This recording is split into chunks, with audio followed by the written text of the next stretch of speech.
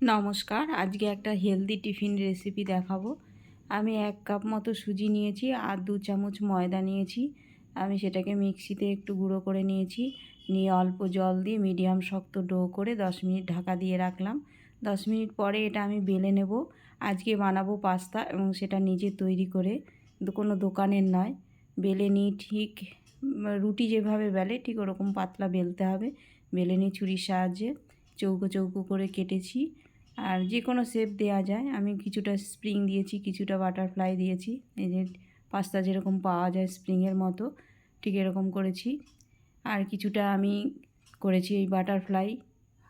এই যে ঠিক এরকম চৌকো করে মাঝখান থেকে একটু চেপে দিলেই হয়ে যায়। একদম সহজ কিন্তু খুব হেলদি। এটা বানিয়ে অনেক কদিন পর্যন্ত ফ্রিজে রাখা যায়। রেখে আপনি টিফিনে দিতে পারেন বাচ্চাকে, বা নিজেরাও খেতে পারেন। তারপরে গরম জল বসিয়েছি, তার মধ্যে একটু নুন দিয়েছি। নুন দিয়ে গরম জলটা একদম ফুটে গেলে তারপরে এগুলো দিয়ে দেবো। দিয়ে 5 মিনিট ফুটিয়ে নামিয়ে নেব। নামিয়ে ঠান্ডা জলে ধুয়ে নেব। জাস্ট ঘড়ি ধরে 5 মিনিট ফুটিয়ে নিতে হবে।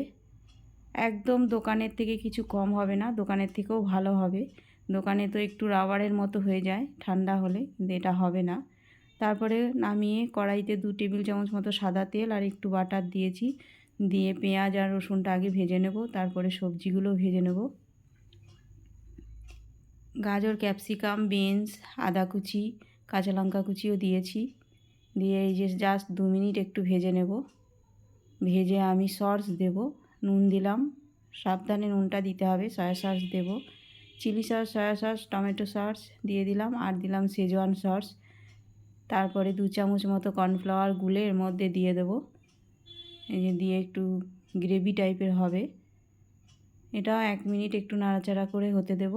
তারপরে আমি পাস্তাগুলো দিয়ে দেবো। দিয়ে 2 মিনিট একটু নেড়ে চেড়ে নামিয়ে ফেলবো।